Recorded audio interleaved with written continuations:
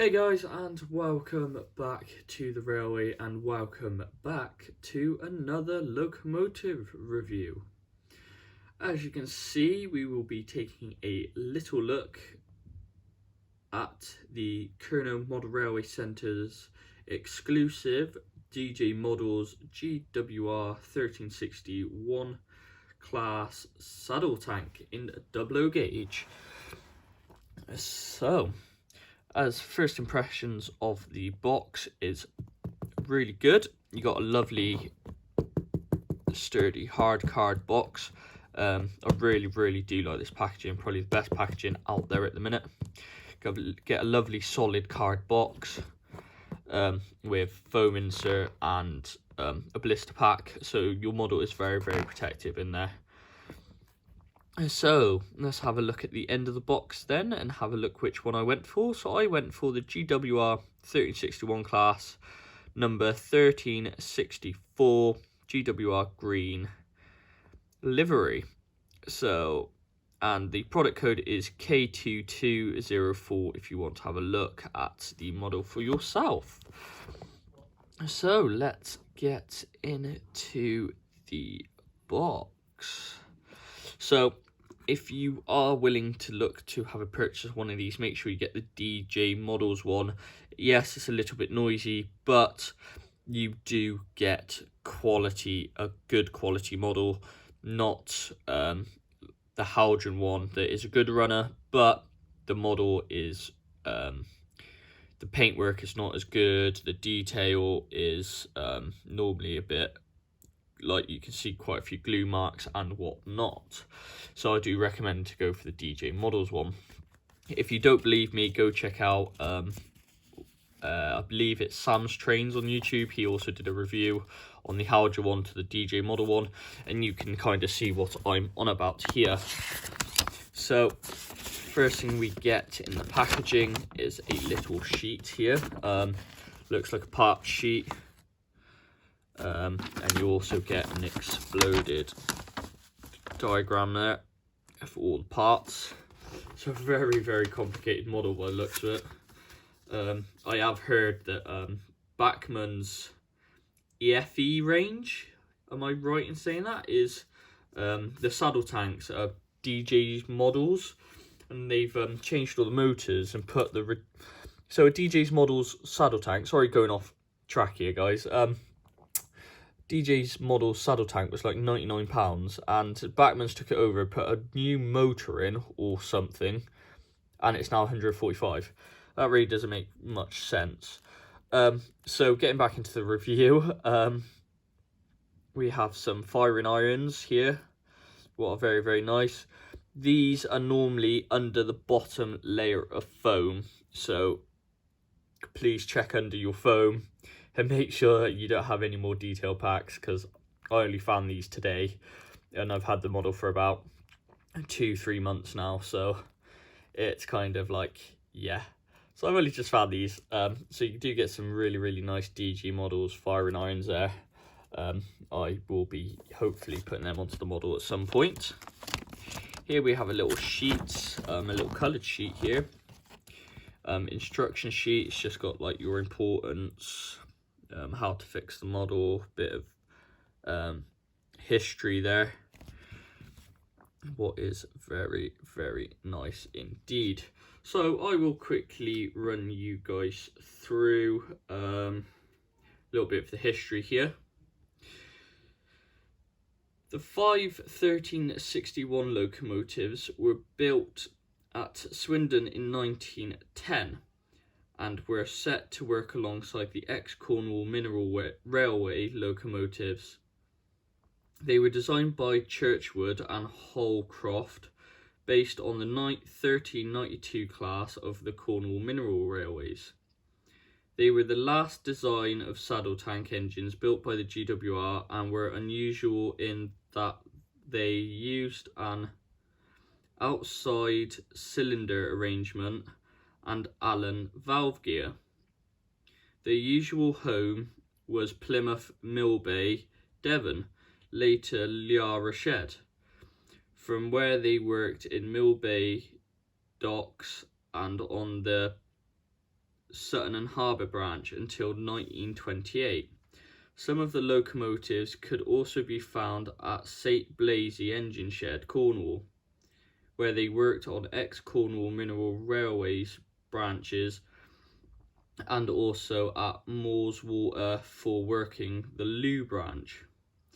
In 1920, one locomotive was transferred to Newton Abbot, Devon, for shunting the railway's workshops there, a duty that was to continue until 1952.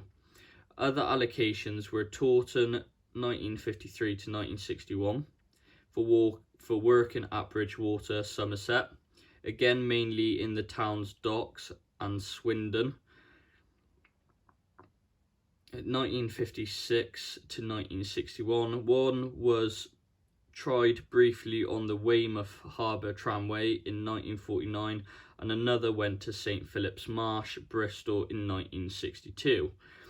We wish to acknowledge the assistance and cooperation of number 1363 Restoration Team of the Great Western Railway Society, having been given full access to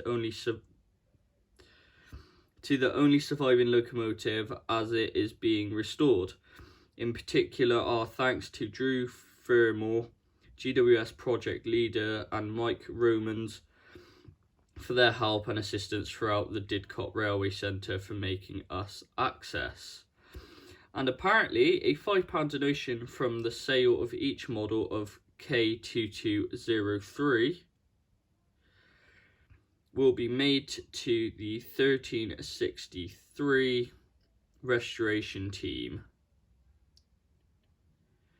So there is money going towards the real engine here, what is very, very nice. And it is actually, I believe, the model that I've actually got coming today. So this will be the third loco of this class I've got. So I have made a little contribution there to the actual model itself, the real thing. So that's very, very nice indeed. So there is a little bit of history there for you guys. So let's get this little bit of foam off. So you get a nice little bit of foam there. Nice thick foam on the sides and a blister pack there. So there you guys can see I went for the GWR lettering, and I do have the GWR shirt button one, what I believe is the one they're restoring, on its way. So it should be arriving just after 2, I believe. So let's get this out. So the firing irons, guys, are just under this bit of foam normally. If you guys don't notice or have one and haven't noticed. So I'm just going to move this out the way, and let's get her out of this blister pack. So there's some nice bits of foam there as well. Oh, we do have a little bag of bits. What do we have here? So it looks like we've got a really, really nice little bag of detail bits here. So we got some, it looks like some pipe work. I'm not too sure what that little loop is there. If anybody knows, please let me know down in the comments. We got some couplings and a couple of lamps. That is very, very nice. I can put them to good use on the railway. So that's a very, very nice, very, very nice bag of detail bits there. So let's get her out of the packaging. And the first thing you notice is she's rather heavy for such a little locomotive. So that's very, very nice. And the detail on it, wow. I haven't ran this model in a couple of weeks, and I completely forgot how nice this model is. So guys, I will get this towards the white back. I'll get this onto the white background, and we'll get into further more detail there. If you guys are wondering, I paid from Kerno Models. This cost me £69.99, and wow, worth the money. Wow, worth the money. Very, very nice indeed.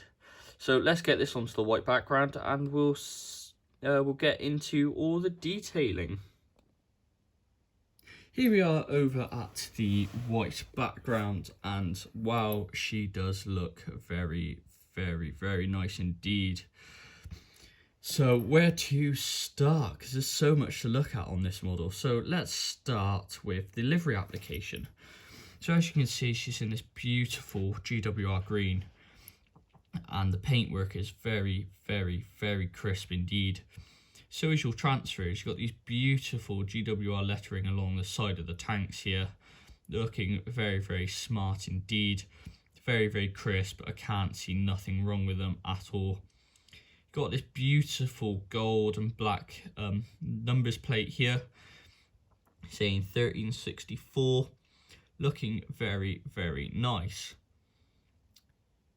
You do have separately fitted handrails along the model. You have along the side of the tanks,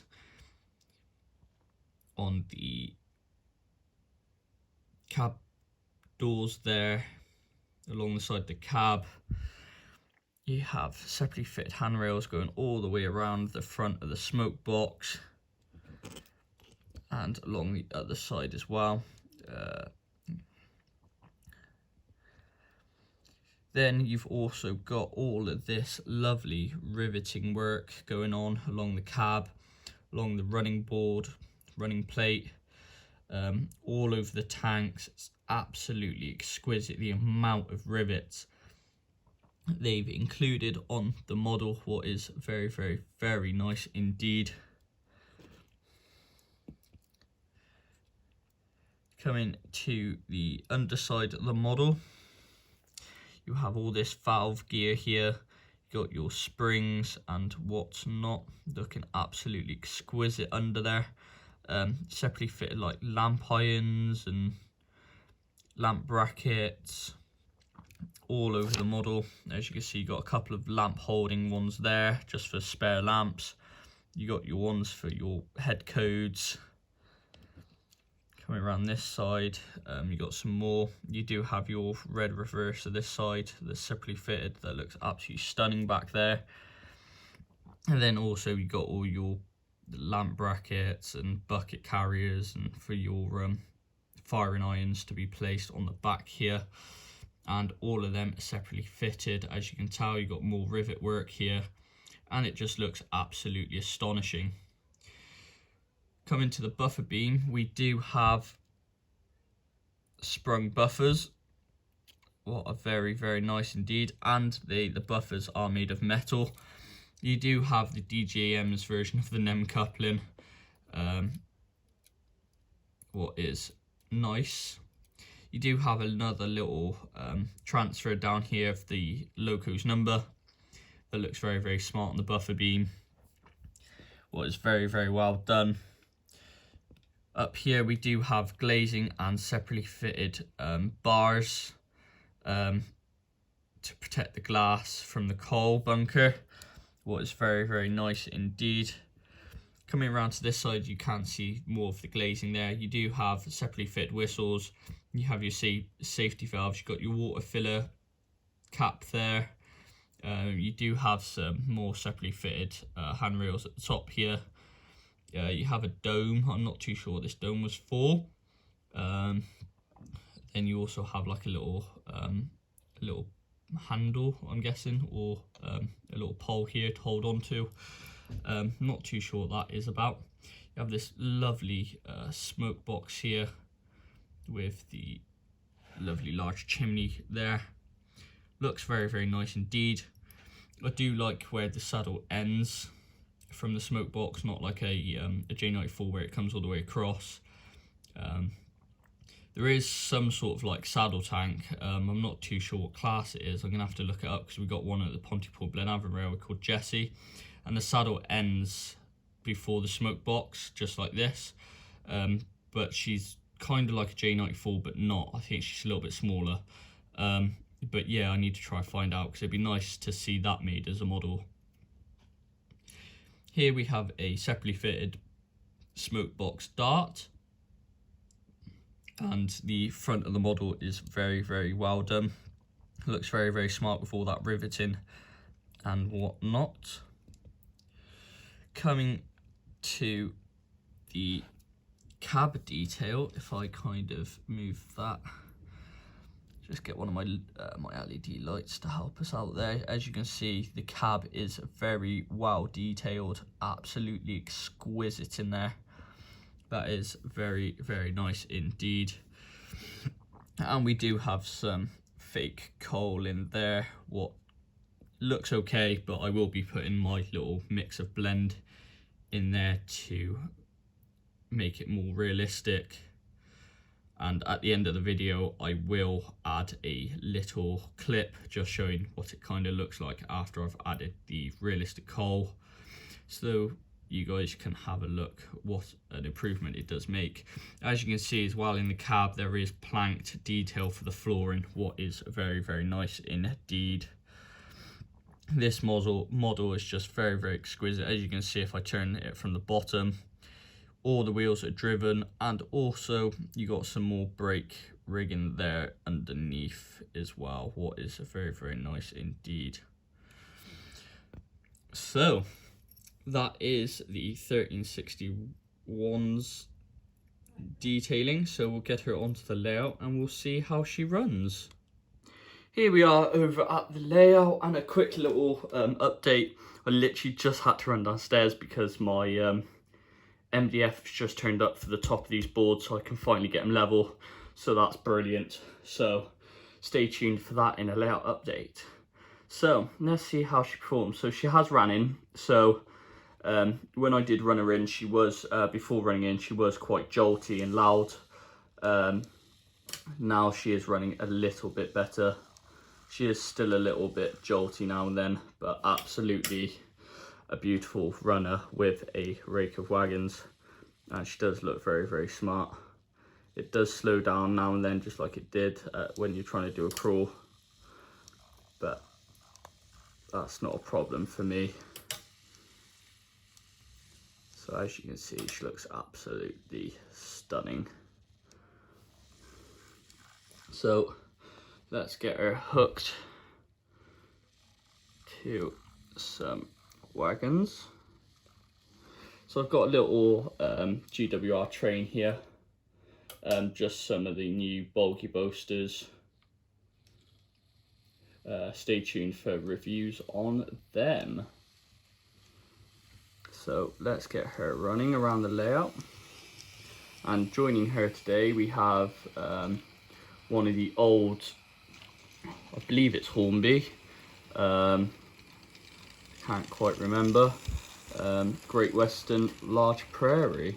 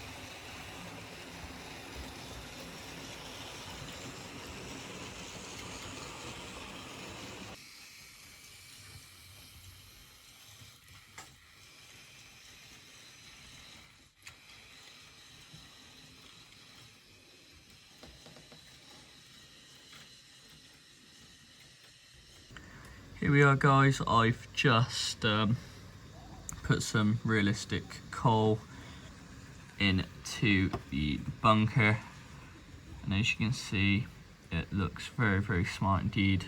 So much better than the fake coal, the molded coal that was in there. So I'm very happy with that. So there's a little quick clip of what it looked like after with my realistic coal in. And there you have it, the review on the DJ Models Colonel Model Rail exclusive Class 1361 in GWR green. So the weight of this model, I have weighed it and it comes in at 142 grams, so it does have quite a nice bit of weight to a model of its size. And as you can see, it did jolt a little bit on points, but it wasn't as bad as the large prairie behind it. I can't remember if it's Hornby or Bachmann. I believe it's a Hornby one. A very, very old model, this one. And I don't know why it's playing up. I put it on the layout last night to just run it in ready for today, and it just did not want to play. So I'm gonna have to have a look at that. So what do I rate this model? Well, packaging, I give a 10 out of 10 because I really do like this form of packaging that they do. Detail, I've given a 9.9 out of 10. Just because there is a little seam line of where the model was made there. That is really my only why it didn't get that full 10 out of 10 mark. Performance, I've given it an 8 out of 10 because this is a shunting locomotive.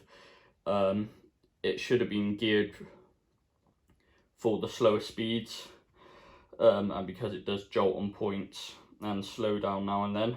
Accessories, I've given a 10 out of 10 just because you do get lamps, you get vac pipes, couplings and fire irons. Literally the only thing you could probably ask for is a crew, but that's about it. So a massive 10 out of 10 on the accessories. Value for money, I've given a 9 out of 10 just because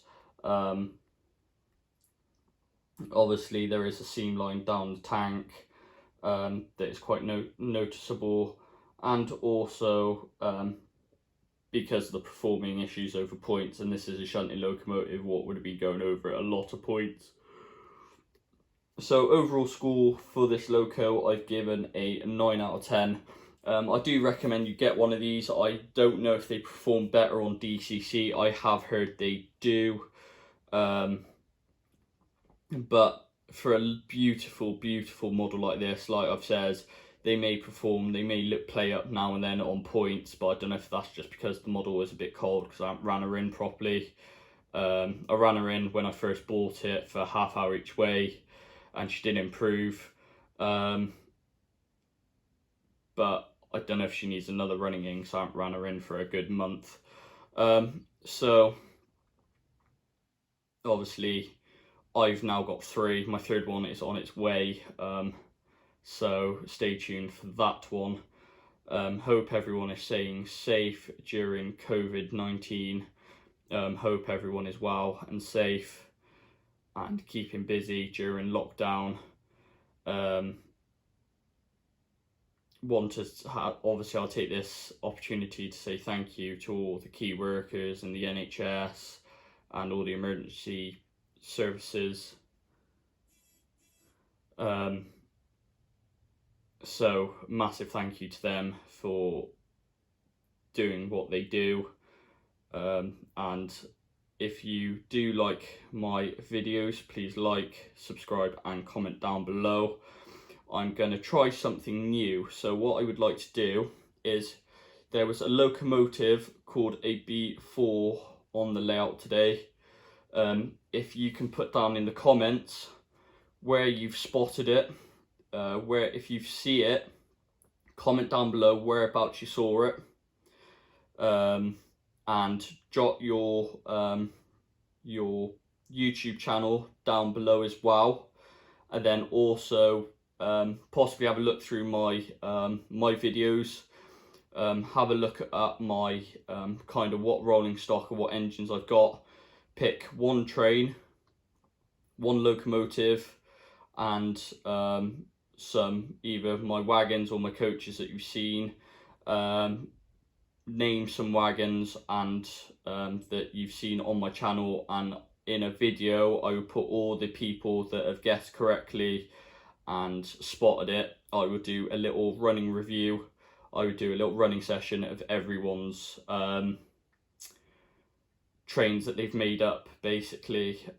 So say a random person called Tom said he wanted to see, say, my Class 08 with some of my Park End wagons and a brake van, I would put all that and I'll run it in. Everybody will get kind of their like 5 minutes of fame really on the channel. So if you've spotted the B4 on the layout, please leave a comment down below with your channel's name, because I'll be giving a shout out, and also what you would like to see, what you out of my collection, what would you like to have us see running on the layout. So I hope you guys enjoyed this video.